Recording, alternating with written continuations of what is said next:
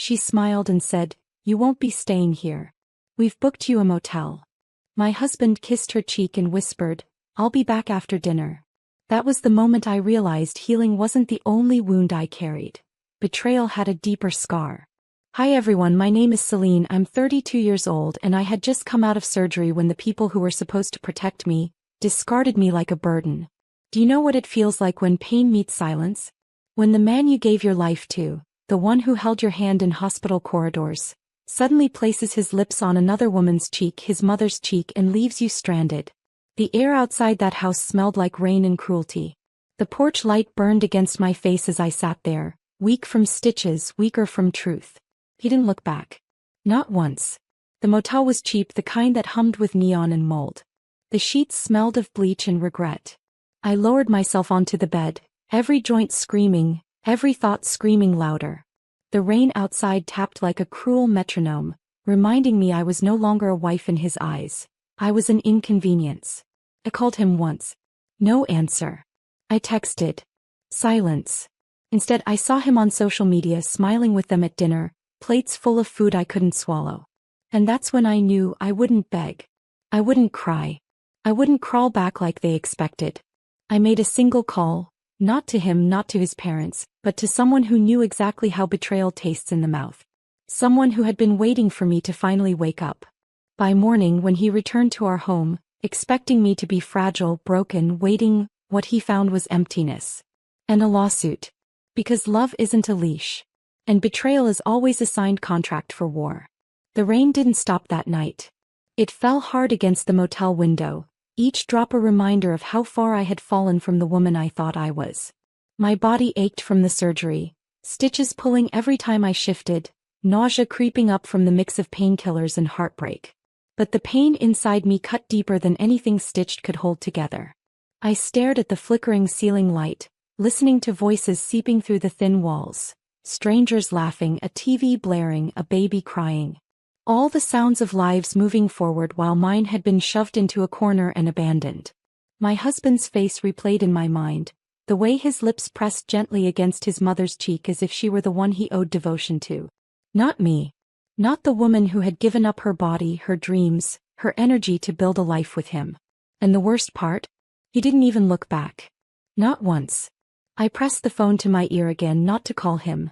No, I was done begging, but to hear the steady voice of the one person who had been warning me for years. My sister Dahlia. She picked up on the first ring. Her voice was sharp, protective. "Celine, what did he do now?" And I told her everything. The surgery, the car ride, the dismissal, the kiss on the cheek. By the time I got to the part about the motel, she was silent. Silent long enough that I knew she wasn't shocked.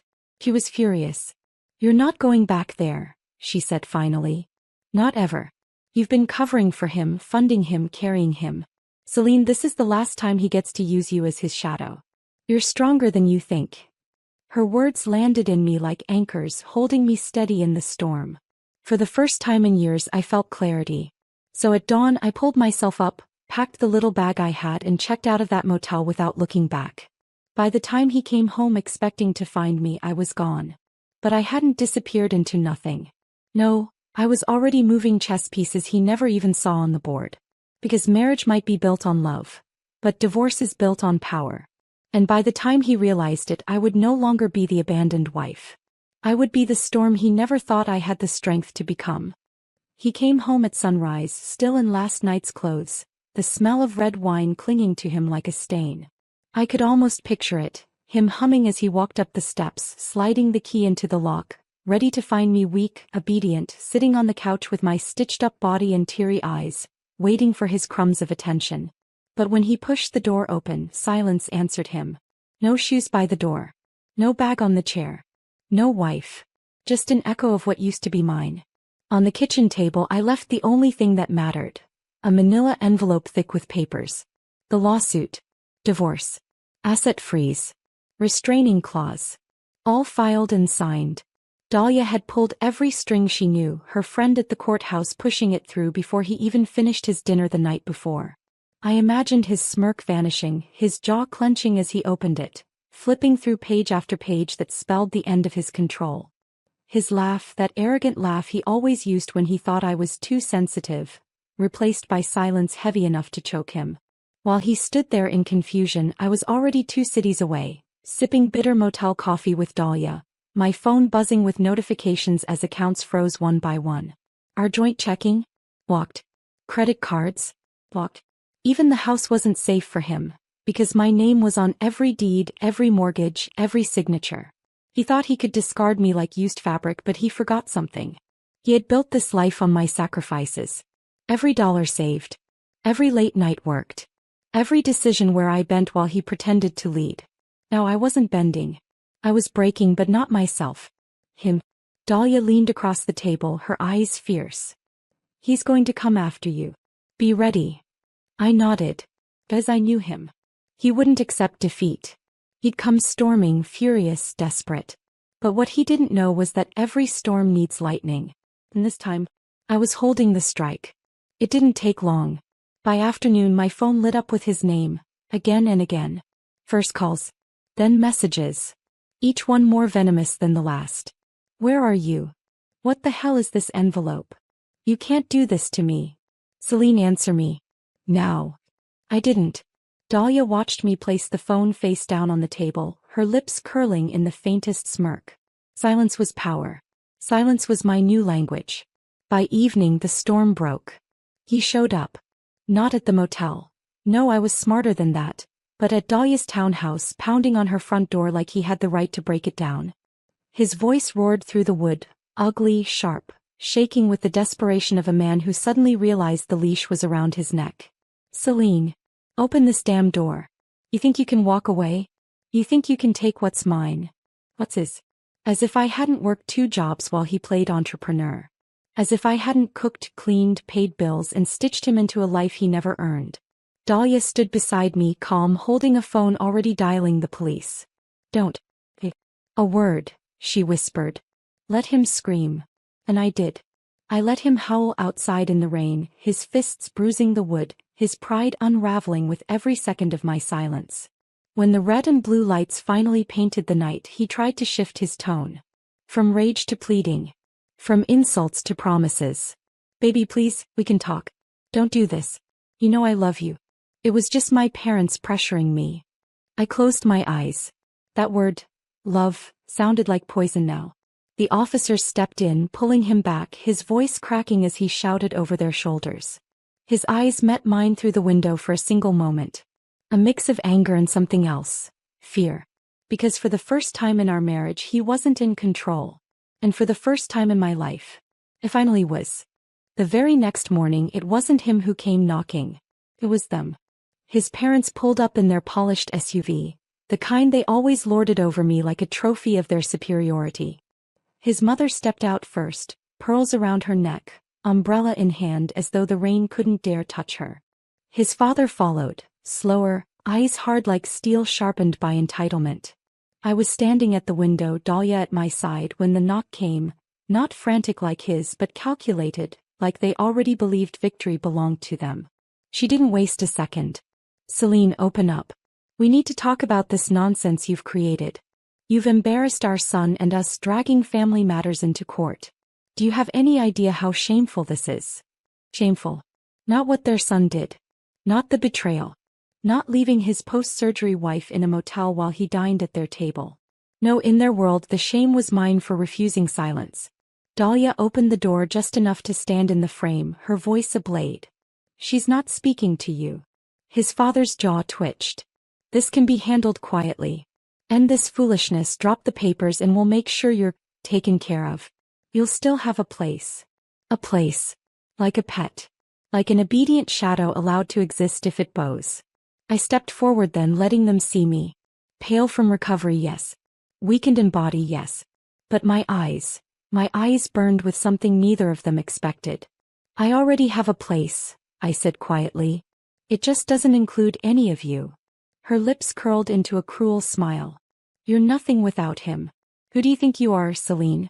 He gave you everything. I felt my stitches ache as I drew breath, but my voice didn't tremble. No, I gave him everything. And now I'm taking it back. For the first time their expressions faltered. Just slightly. Enough for me to know the power had shifted. They thought their son could discard me. They thought I'd crawl. They thought wrong. Because I wasn't just leaving. I was dismantling. Brick by brick, dollar by dollar, lie by lie. And they were about to learn the cost of underestimating a woman who had nothing left to lose. They wanted war? I had already begun it. His parents underestimated me in the same way he always had, as though I were fragile glass, easy to crack. But what they never understood was that glass can cut deeper than steel once it shatters. 2 days after their visit, their lawyer called mine. Their tone was smug, dripping with arrogance. This case won't hold. She has no proof. She's wasting her time. Proof? Proof was something I had in abundance. Years of bank statements with my name tied to every payment that kept their son's failing businesses alive. Receipts from my overtime shifts, funneled directly into their mortgage gifts. Even signed notes from him promising to pay me back. Debts written in his own careless handwriting. And then there were the messages. Screenshots of him mocking me to his friends. Calling me, the walking wallet. Telling them he only stayed because Celine pays and my mom loves her cooking. Every word a blade, but now, every blade was mine to use. Dahlia helped me gather it all. She spread the evidence across her dining table like a war map, her eyes glinting as she said, Celine, you don't just have a case.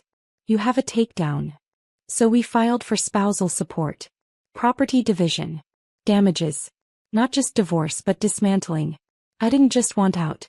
I wanted every dollar, every hour, every piece of myself I had poured into their empire acknowledged on paper, signed by a judge. The next blow came fast.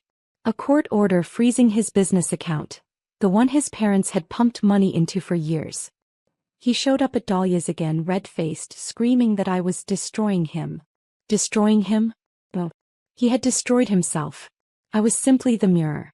When he threatened me, called me worthless, promised I'd regret this, Dahlia stepped between us, phone raised, recording every word. His rage, his insults, his threats, all of it became part of the case file by the end of the night. I watched him leave, fists clenched, parents dragging him back toward their SUV. His mother's voice carried down the street. We'll bury you for this, Celine. But what she didn't know was that the shovel was already in my hands. And with every piece of evidence, every frozen account, every legal strike, I was the one digging. It began with whispers. The kind that slipped through town like smoke, curling into every corner, choking every room. His parents had always guarded their reputation like a crown jewel. Sunday luncheons, donations at church, polished smiles that hid their rot. But once the lawsuit hit the public record, that crown began to tarnish. The first blow was financial. Their business partners learned their accounts were frozen. Deals stalled. Investors pulled out. Overnight, the power couple who once boasted of running this town became liabilities. I heard it from a former coworker. His father had stormed out of a meeting red-faced, shouting about that ungrateful girl ruining us. Then came the social unraveling. Friends stopped visiting. Neighbors stopped waving. At dinner parties, people whispered my name not as pity but as power. The wife they tried to throw away is the one who brought them down. Dahlia showed me an article one morning. A local business blog. Headline: Community icons face lawsuit, family fortune at risk. Their faces were plastered on the screen, no longer adored but dissected. Meanwhile, he was unraveling faster than them. He showed up drunk at our old house, shouting in the driveway until police hauled him off. His messages to me shifted from rage to begging. Please, Celine.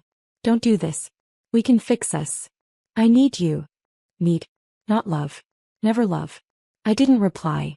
The court date loomed closer. My lawyer assured me we were untouchable. The evidence was iron. But it wasn't just about winning in court anymore. It was about something bigger. Reclaiming the pieces of myself I had buried to serve them. One night I stood outside their home. Rain again, as though the sky wanted to echo the night this all began. Their lights were on, but the house looked different now. Not a fortress, not a palace. Just a hollow shell trembling under its own weight. And I realized something. They had called me nothing, a burden, an inconvenience. Yet here they were, collapsing because the burden had finally decided to stop carrying them. I whispered to the night, to myself, the storm you created is the one you'll drown in. The courtroom smelled of paper and cold air, sterile, merciless, perfect. I sat there in my dark suit, stitches healed now, heart harder than bone as they filed in. Him first, slouched in defeat, his tie crooked. His parents behind him, dressed to impress, but their eyes betrayed sleepless nights. They still carried the arrogance of people who believed the world owed them its silence. But silence had shifted sides. My lawyer laid it all out. The receipts, the transfers, the screenshots of his mockery, the threats he'd spat outside Dahlia's door. Piece by piece, their empire cracked under the weight of their own greed. His father's jaw locked tighter with every document. His mother's pearls shook against her throat as her son's words filled the air. She's just my wallet. The jury didn't look at me with pity. They looked at me with recognition. When the judge finally spoke, her voice was a blade cutting clean. Spousal support granted. Assets divided. Business accounts seized until debts were paid. A ruling in my favor on every point. He stared at me, eyes wet as if the word consequences had never existed in his dictionary until now. His parents sputtered, whispering about appeals, about disgrace, about me. But the gavel silenced them. And for once they couldn't buy their way out. I walked out of that courthouse with Dahlia at my side, sunlight spilling over us like absolution. Reporters called my name, cameras flashed, but I didn't speak. My silence was enough. It said everything, that I was no longer the fragile wife discarded in the rain. I was the woman who took her pain and turned it into power. That night I unlocked the door of my new home, small, quiet, mine. I lit a candle, brewed tea, and breathed in peace. No footsteps looming, no voices mocking, no chains disguised as love. And I thought of him, of them, in their hollow house with their hollow pride, staring at empty accounts and fractured reputations. The family that tried to throw me away had been buried beneath the weight of their own cruelty. Poetic justice isn't loud. It doesn't scream. It whispers. And in that whisper lies the sharpest revenge of all. Peace. I set the candle by the window, let the flame dance in the dark, and whispered my final word into the quiet night.